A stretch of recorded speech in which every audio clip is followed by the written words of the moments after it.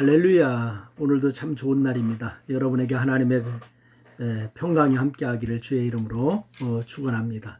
오늘은 창세기 27장 26절로 29절 말씀을 본문으로 우리가 언약에 대한 믿음을 같이 나누려고 합니다. 창세기 27장 말씀에 보면은 그 언약에 대한 말씀, 아브라함과의 그런 언약을 맺는 하나님의 말씀이 기록되어 있습니다.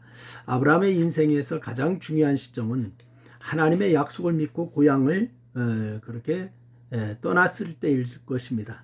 모리아산에서 이삭을 번제로 드릴 때도 아주 매우 중요한 시점이지만은 고향을 떠나지 않았더라면 모리아산에 오를 이유조차 없었을 것입니다. 그러나 고향과 친척과 아버지의 집을 떠난다는 것은 그때나 지금이나 이거 결코 쉬운 일이 아니죠.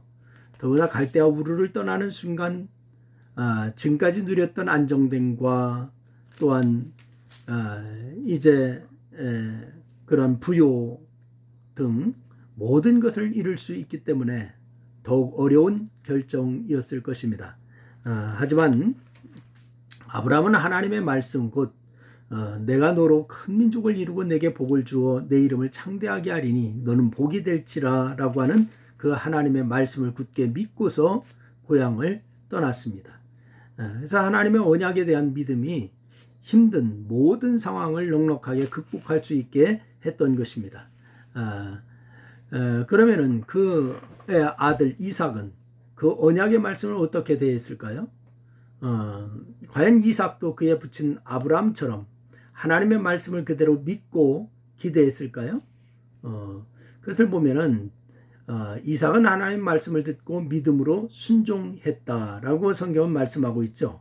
그래서 아브라함 때에 흉년이 들었던 것처럼 다시 흉년이 들자 이삭은 어디로 내려가느냐? 그랄로 내려갔습니다. 아마도 이삭은 아버지 아브라함이 그랬던 것처럼 흉년을 피해서 애굽으로 내려갈 작정이었던 것 같아요. 그때에 하나님께서 이삭에게 처음으로 나타나 말씀하시죠. 그 말씀이 애굽으로 내려가지 말고 내가 내게 지시한 땅에 거주하라 라고 하는 것이었습니다. 그리고 하나님은 이삭이 하나님의 말씀에 순종하여서 그 땅에 거류한다라고 한다는 전제하에 창세기 26장 3절로 4절 말씀해 보니까 이렇게 얘기합니다. 이 땅에 거류하면 내가 너와 함께 있어 내게 복을 주고 내가 이 모든 땅을 너와 내 자손에게 주리라. 내가 내 아버지 아브라함에게 맹세한 것을 이루어 내 자손을 하늘의 별과 같이 번성하게 하며 이 모든 땅을 내 자손에게 주리니 내 자손으로 말미암아 천하 만민이 복을 받으리라. 아멘. 이렇게 말씀하십니다. 그러니까 하나님께서 지시하는 땅에 거주하는 것이나 자손과 땅에 대한 약속이나 아브라함이 하나님께 받은 약속과 동일한 말씀이죠. 그런데 하나님께서 이 말씀들을 이삭에게 주셨다고 하는 것은 이삭을 언약의 계승자로 인정하셨다는 것이고 동시에 어떤 뜻이냐? 아브라함과 맺은 언약을 재확인하시는 것입니다. 하나님의 언약을 지키시는 분이죠. 이제 공은 누구에게 넘어가느냐? 이삭에게 넘어갔습니다. 이삭에게 넘어갔는데 아버지가 그랬던 것처럼 언약의 말씀대로 성취될 것을 믿고 말씀에 순종할 것인지 아니면은 아버지와 달리 보이는 대로 잡히는 대로 자기 생각대로 살 것인지 이건 누가 결정하였냐? 이삭이 결정해야 됐습니다. 그래서 이 중요한 결정의 순간에 이삭은 아브라함과 동일한 믿음을 품었고 믿음으로 행동을 하게 되죠. 하나님께서 언약하신 대로 이루실 것을 믿고 이삭이 한 행동이 뭐냐? 애굽이 아닌 그랄에 거주하는 것이었어요. 그래서 그 결과 이삭은 어떠냐? 그 땅에서 농사하여 그 해에 100배나 얻었고 100배나 얻었대요. 그리고 하나님께서 복을 주심으로 창대하게 하고 왕성하게 하고 마침내 뭐가 되느냐? 거부가 되었더라. 성경은 그렇게 말씀하고 있습니다. 물론 그것은 하나님의 약속이 그대로 성취될 것에 대해서 증거에 불과합니다. 하나님의 약속은 반드시 성취되죠. 두 번째 우리가 생각해 보아야 할 것이 있어요. 이삭은 언약을 믿고 아들에게 축복하죠. 히브리서 11장 20절 말씀에 보니까요. 믿음으로 이삭은 장차 있을 일에 대하여 야곱과 에서에게 축복하였으며, 여러분 장차 있을 일에 대하여 야곱과 에서에게 축복하였다라고 하는 말씀이 있어요. 이 말씀은 창세기 27장에 나오는 오늘 본문을 염두에 둔 말씀일 것입니다. 여러분 이삭은 뭐라고 얘기합니까? 비록 야곱을 에서인 줄 알고 축복한 것이지만은 그 축복은 아브라함이 하나님께 받은 언약이자 자신이 하나님께 받은 언약 그대로였습니다.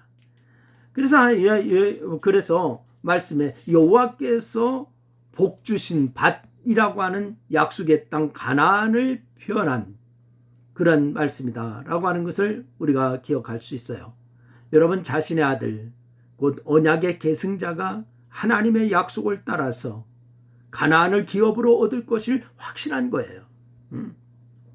비록 자신은 여러 번 가나안 사람들에게 우물을 뺏기고 또 다른 곳으로 내려오고 또 우물을 파면 또 뺏기고 우물을 파면 또 뺏기고 여러 번 그랬습니다. 근데 후손들은 반드시 가나안 땅을 자기의 기업으로 받아 누릴 것이라고 하는 믿음이 있잖아요. 여러분의 자녀도 여러분보다 더 승하기를 주의 이름으로 축원해요.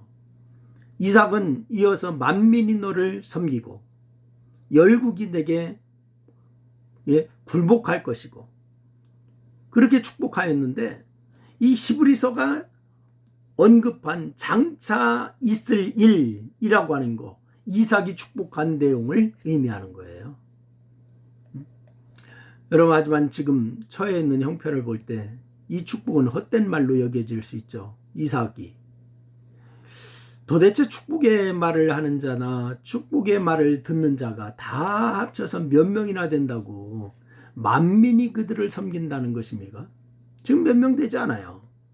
초강대국 애굽이 있는데 어떻게 열국이 그 몇 명 안 되는 자들에게 굴복한다. 이거 좀 상상하기 어려워요. 도대체 실행 가능할 것 같지 않은 축복입니다. 약속입니다. 하지만 이것이 중요한 거죠. 이삭은 하나님께서 자신에게 약속하신 대로 그대로 이루어질 것이다. 굳게 믿고서 믿음으로 아들들에게 축복했어요. 여러분 이에 대해서 히브리서는 뭐라고 얘기합니까? 이삭의 이러한 축복을 그의 믿음으로 인정했던 것을 우리가 기억해야 합니다. 여러분은 기도 중에나 말씀을 읽고 듣는 중에 혹은 기타 상황에서 하나님께 받은 말씀이 그대로 이루어질 것이라고 하는 것을 믿습니까? 이삭의 믿음이 여러분에게 있기를 주의 이름으로 축원합니다. 지금 당장은 어렵고 지금 당장은 손에 잡히는 것도 없고 막막한 것 같다 할지라도 하나님의 말씀을 붙들으세요. 믿음을 가지세요. 그리고 믿음으로 행하세요. 그럼 그 믿음이 반드시 성취될 날이 있을 줄로 믿으시길 바랍니다. 늘 예수 안에서 성취되는 믿음으로 승리하기를 주의 이름으로 축원합니다. 기도하겠습니다. 하나님 고맙습니다. 우리에게 성취되는 믿음, 이삭의 믿음이 우리에게도 있게 하여 주옵소서. 늘 확신 가운데 주님 바라보고 전진하는 아름다운 성도들이 되게 하여 주옵소서. 예수님의 이름으로 기도드리옵나이다. 아멘. 감사합니다.